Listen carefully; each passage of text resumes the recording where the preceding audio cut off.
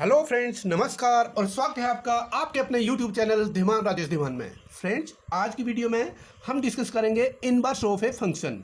What is inverse? तो inverse क्या है? If we have function F from A to B which is both one one and onto, then we define its inverse function F inverse means F के ऊपर हम ऐसे एक power दे देंगे -1 की, such that it will be from set B to A by the rule y is equal to F X if and only if F inverse of y is equal to x for all x belong to A and y belong to set b।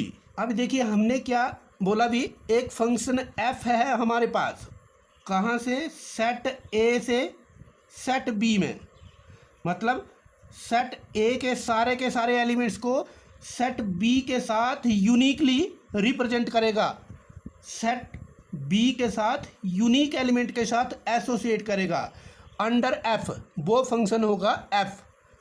जैसे यहाँ पर देख लीजिए, ये elements हैं और ये सारे के सारे एलिमेंट्स को यहाँ पर एसोसिएट कर रहे हैं यूनिकली। और ये कैसे होने चाहिए? ऑन टू भी एंड वन वन भी, इमेज एक के साथ एक ही एसोसिएट होनी चाहिए। और यहाँ पर जो एलिमेंट हैं वो सारे के सारे एसोसिएट होने हैं। यहाँ पर तो होते ही हैं क्योंकि ये तो फंक्शन की डेफिनेशन है। सारे के सारे एलिमेंट सेट ए के एसोसिएट होने चाहिए किसी ना किसी बी के साथ। लेकिन अगर बी के अलग अलग और सभी के सभी एलिमेंट्स के साथ एसोसिएट हुए तो उसको हम बोलेंगे one one and onto. तो ये देखिए, ये इसके साथ एसोसिएट हो गया, इसी टाइप से ये भी इसके साथ एसोसिएट हो गया। और सपोज करिए हम इन्हीं एलिमेंट्स को लेते हैं, तो ये आगे function from F is from A to B. अब एक और नया फंक्शन हम डिफाइन करेंगे, F inverse, and it will be from B to A. अब की बार हम यहाँ से ये जो एलिमेंट्स हैं यहाँ पर सेट बी के, उनको एसोसिएट करेंगे ए के एलिमेंट्स के साथ। मतलब अब की बार पहले एरो ऐसे था ए से बी के लिए, अब की बार एरो अलग आएगा ऐसे बी से ए के एलिमेंट्स के लिए। सच दैट क्या होगा कि सारे के सारे एलिमेंट सेट बी के इस बार सेट ए के एलिमेंट्स के साथ एसोसिएट होने चाहिए और ए का कोई भी एलिमेंट ऐसा नहीं बचना चाहिए। इसके लिए कंडीशन है ये एफ इनवर्स के लिए, जो एसोसिएट ना हुआ हो और यूनिकली एसोसिएट होना चाहिए। इमेज एक ही मिलनी चाहिए एलिमेंट्स को, तो उसको बोलेंगे हम इनवर्स ऑफ फंक्शन। सपोज कीजिए हमारे पास सेट ए ये है सेट बी, और सेट ए रिप्रेजेंट कर रहा है रोल नंबर एक क्लास के स्टूडेंट्स को, और सेट बी रिप्रेजेंट कर रहा है सीट नंबर या चेयर नंबर। एक सीट के ऊपर एक ही स्टूडेंट बैठेगा और एक रोल नंबर एक बच्चे के लिए ही एसोसिएट होता है। अब हमने रोल नंबर से सीट नंबर को एसोसिएट करना है। सपोज कीजिए यहाँ पर ये 3 है, तो हमने 3 को यहाँ पर एसोसिएट कर दिया इसके साथ। यहाँ पर देखिए ये 4 है, हमने 4 को एसोसिएट कर दिया इसके साथ। इसी तरह से ये है एक, इसको हमने एसोसिएट कर दिया इसके साथ। ये है एक, इसको हमने एसोसिएट कर दिया इसके साथ। एक रोल नंबर एक सीट के लिए एसोसिएट हो रहा है। इसी तरह से हम सभी के सभी एलिमेंट्स को यहाँ पर किसी न किसी तरह से देखिए एसोसिएट करेंगे ऐसे। और ये देखिए ऐसे हो रहा है, ये फिर ऐसे और ये ऐसे। अब जब एक रोल नंबर के लिए एक सीट मिल रही है तो उसको हम वन वन फंक्शन बोलेंगे। और यहाँ पर देखिए कोई भी सीट ऐसी नहीं है जो खाली बची है या अनअटैच्ड है रोल नंबर के साथ, तो ये वन वन भी हो गया क्योंकि एक रोल नंबर के लिए एक सीट है, कोई भी सीट खाली नहीं है, तो ये हो गया ऑन टू। क्योंकि जब one one and onto, अगर कोई function one one and onto हो तो वो इनवर्स उसका एग्जिस्ट करता है। अब इनवर्स में हम क्या करेंगे, इस बार हमने यहाँ से यहाँ चले थे ए से बी के लिए, इनवर्स में हमने बी से ए के लिए चलना है। अब की बार हमने रोल नंबर को सीट के साथ नहीं, सीट नंबर को एसोसिएट करना है रोल नंबर के साथ। अब देखिए यहाँ पर ये एलिमेंट हमने इसके साथ एसोसिएट किया, ये एलिमेंट हमने इसके साथ एसोसिएट किया, इस एलिमेंट को हमने इसके साथ एसोसिएट किया, और ये जो एलिमेंट है इसको हमने किया इसके साथ। तो ये भी 1 1 है, एंड यहाँ पर कोई भी एलिमेंट ऐसा नहीं है जो एसोसिएट ना हुआ हो किसी भी एलिमेंट सेट ए के साथ, तो इसको हम ऑन टू बोलेंगे। और ये भी एक एग्जांपल है इनवर्स। इनवर्स के केस में अब हम बी के सेट बी के जो एलिमेंट्स हैं उनको एसोसिएट करेंगे सेट ए के एलिमेंट्स के साथ। अब इमेज ये होगी फंक्शन में जो एफ था, जब यहाँ से यहाँ देखा था हमने, तब एफ के केस में ये एक्स जो था वो ए को बिलोंग कर रहा था और वाई जो था वो सेट बी को बिलोंग कर रहा था। अब की बार जब हम एफ इनवर्स लेंगे तो एफ इनवर्स के केस में यहाँ से जो एलिमेंट हैं सेट बी से उठाने हैं और उनकी इमेज देखनी है यहाँ पर सेट ए में, और सेट ए में जो एलिमेंट है उनको हम नाम देते हैं एक्स। सभी के सभी for all X belongs to set A and, और बाई किसको बिलोंग करेगा, y will belong to set B. अगर ऐसा होता है तो एफ इनवर्स को हम बोलते हैं इनवर्स फंक्शन। तो देखिए फिर हम इस इमेज के साथ भी पढ़ सकते हैं ऐसे, सेट ए के एलिमेंट ये है set A set B, set A के एलिमेंट को सेट बी के साथ एसोसिएट किया एफ फंक्शन के साथ। अब सेट बी के एलिमेंट को ए के एलिमेंट के साथ एसोसिएट किया एफ इनवर्स के साथ, और एफ इनवर्स तभी एग्जिस्ट करेगा जब एफ 1 1 होगा, 1 1 एंड ऑन टू बोथ। हम 1 1 एंड ऑन टू को इस तरह से समझ सकते हैं जैसे एक बस में 40 पैसेंजर हैं और 40 ही सीट्स हैं, तो एक पैसेंजर के लिए एक सीट बुक होगी और कोई भी सीट खाली नहीं बचेगी, तो वो 1 1 एंड ऑन टू का एक एग्जाम्पल है। हमारा क्वेश्चन है यहाँ पर state with reason whether functions have inverse. हमारा पहला क्वेश्चन है function F from the set having elements 1 2 3 4 to the set having element only 10 with image of 1 is 10, image of 2 is 10, image of 3 is 10, image of 4 is 10। इसका मतलब क्या है, सभी element 1 2 3 4 इन सब की इमेज एक ही है 10, हैंस एफ इज नोट 1 1। अगर 1 1 नहीं है तो इसका इन्वर्स भी एग्जिस्ट नहीं करेगा, hence F have no inverse. हमारा सेकंड क्वेश्चन है G function from the set having element 5 6 7 8 to the set having element 1 2 3 4 with G is equal to the image of, देखिए image of 5 is equal to 4। जो 5 है वो 4 के साथ associate है। इसी तरह से इमेज ऑफ 6 जो पहले नंबर पे एलिमेंट लिखा जाता है उसकी इमेज ये दूसरे नंबर का एलिमेंट देता है, तो 6 की इमेज 3 है अंडर जी। इसी तरह से 7 की इमेज अंडर जी 4 है, और 8 की image of 8 is equal to 2।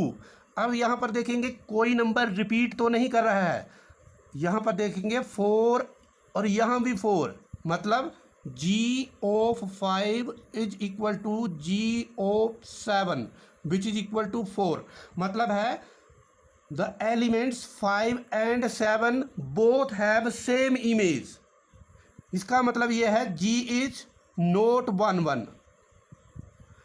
किन्हीं भी दो नंबर की इमेज अगर सेम हो तो वो 1 1 नहीं होता है, हर एलिमेंट्स की इमेज अलग अलग होनी चाहिए। ये 1 1 नहीं है, देयरफॉर अब हमें ऑन टू चेक करने की ज़रूरत नहीं है, therefore G is not invertible, या इसका इन्वर्स एग्जिस्ट नहीं करेगा। हमारा लास्ट क्वेश्चन है H from set 2 3 4 5 to the set containing element 7 9 11 13 with H is equal to order pair 2 7 3 9 4 11 5 13। इसका मतलब क्या हुआ, जो एच है देखिए एच 2 को 7 के साथ एसोसिएट कर रहा है, मतलब image of 2 under H will be equal to 7। Image, इसको हम पढ़ेंगे image of 2 under h is equal to 7, 2 की इमेज 7 है।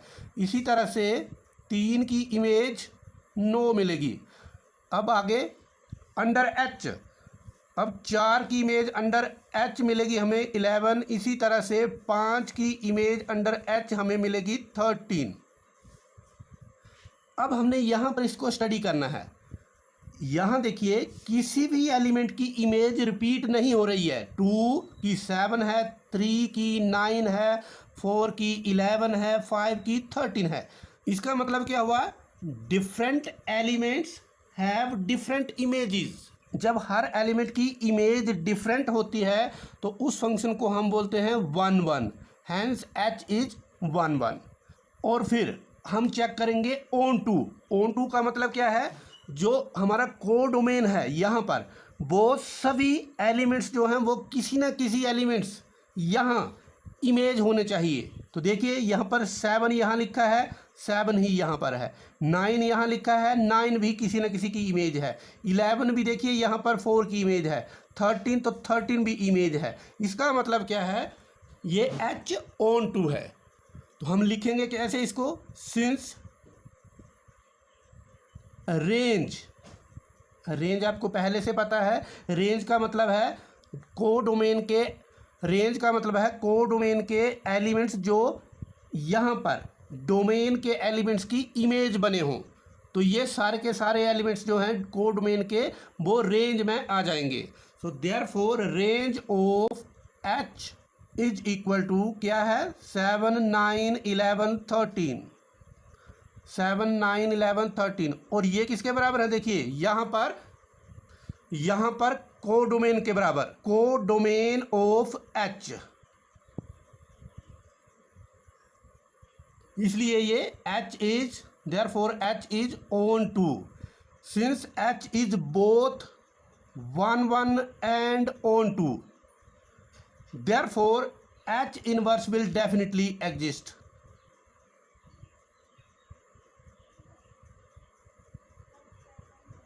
हमारा अगला क्वेश्चन है, if f(x) is equal to 4x plus 3 over 6x minus 4x can not be equal 2 over 3, then so that f(f) is equal to x for all x can not be equal to 2 over 3, what is the inverse of f। देखिए यहाँ पर लिखा है x 2/3 नहीं हो सकता है। क्यों, क्योंकि अगर हम x की वैल्यू यहाँ पर 2/3 रखेंगे तो जब 2/3 रखेंगे तो डिनोमिनेटर इसका 0 हो जाएगा और उस केस में f(x) इनफाइनाइट मिलेगा, मतलब डिफाइंड नहीं होगा। इस केस के लिए 2/3 की इमेज इनफाइनाइट आएगी, वो वैलिड नहीं है। तो हम क्या करेंगे, अब f(f) निकालना है सिर्फ इस नंबर को छोड़ के, कि इसके लिए ये नहीं है, बाकी सब के लिए इसकी इमेज निकलेगी। तो देखिए f(f) कैसे निकालते हैं, f(f(x), और ये कैसे बताया मैंने पहले भी, o की जगह हम ब्रैकेट लगा देंगे ऐसे, तो ये मिलेगा ऐसे f फिर ऐसे f(x), इस o की जगह ऐसे ब्रैकेट लगेगी। अब आगे क्या करना है, ये f एज इट इज रहने देना है और यहाँ पर ये जो f(x) है वो वैल्यू पुट कर देनी है। तो यहाँ पर क्या आएगा, देखिए 4x plus 3 over 6x minus 4। यहाँ तक बिल्कुल ईजी है। अब सबसे ज़्यादा जो काम है वो हमें अगले स्टेप में है, जिसमें बहुत सारे बच्चे कंफ्यूज हो जाते हैं। अब देखिए जो यहाँ पर x है एक ये और एक, जहाँ भी x लिखा होगा उस x की जगह हमने ये f(x) की वैल्यू पुट कर देनी है, क्योंकि ये f(x) है, मतलब जहाँ जहाँ x है वहाँ वहाँ ये फंक्शन रहेगा। हर क्वेश्चन में ऐसे ही करना है। तो यहाँ पर जहाँ x है वहाँ पर जो मैंने ये सर्कल के अंदर लिखा है वो लिखना है 4, तो 4 आ जाएगा। अब इस x की जगह हम ये लिखेंगे तो उसके लिए हम जगह छोड़ देंगे ऐसे, फिर प्लस 3। अब डिनोमिनेटर में 6 है, फिर 6 में जहाँ पर x है वहाँ पर f(x) की वैल्यू लिखनी है, क्योंकि ये f(x) की वैल्यू ही आ रही है इधर, फिर माइनस 4। अब यहाँ से 4x plus 3 over 6x minus 4। इसी तरह से यहाँ भी 4x plus 3 over 6x minus 4। अगर ये स्टेप आपको पता लग गया, इसका मतलब है आपके ये क्वेश्चन कंप्लीट हो जाएंगे। तो यहाँ क्या आएगा, देखिए ये 4 के साथ हम यहाँ मल्टीप्लाई कर देंगे और एलसीएम ले लेंगे 6x माइनस 4 को, ऐसे। तो यहाँ मिलेगा हमें 4 इंटू 4x प्लस 3, फिर आगे प्लस 3, ये देखिए यहाँ पर ये 3 आ रहा है और इसके साथ आपको एलसीएम पता है कैसे लेते हैं, 6x माइनस 4 के साथ मल्टीप्लाई भी होगा। इसी तरह से डिनोमिनेटर में भी ऐसा ही होगा, 6x माइनस 4 एलसीएम आएगा, फिर इस 6 के साथ यहाँ मल्टीप्लाई हो जाएगा। तो यहाँ मिलेगा हमें 6 इंटू 4x प्लस 3, फिर माइनस 4, अब यहाँ 6x माइनस 4 से फिर से मल्टीप्लाई। अब देखिए ये और ये कैंसिल हो गया, तो हमारे पास क्या बचेगा, इसके साथ मल्टीप्लाई कर देना है। तो यहाँ 16x प्लस 12 प्लस यहाँ से 18x माइनस 12, यहाँ देखिए यहाँ से मिल रहा है 24x प्लस 18 माइनस फिर से 24x प्लस 16। अब इसको थोड़ा सा और सिंप्लीफाई करना है। तो यहाँ देखिए ये 12 कैंसिल हो जाएगा, यहाँ 24x कैंसिल हो जाएंगे। तो हमें क्या मिलेगा, 16x प्लस 18x 34x, और यहाँ 18 प्लस 16 यहाँ भी 34, तो 34 भी कैंसिल हो गया, हमें मिला x। और देखिए हम निकाल क्या रहे हैं, FOFX, वो आ गया x के बराबर, और x इसका क्या मतलब है कि ये एक आइडेंटिटी फंक्शन है। तो x को हम लिख सकते हैं ऐसे, ये है identity function. Hence inverse of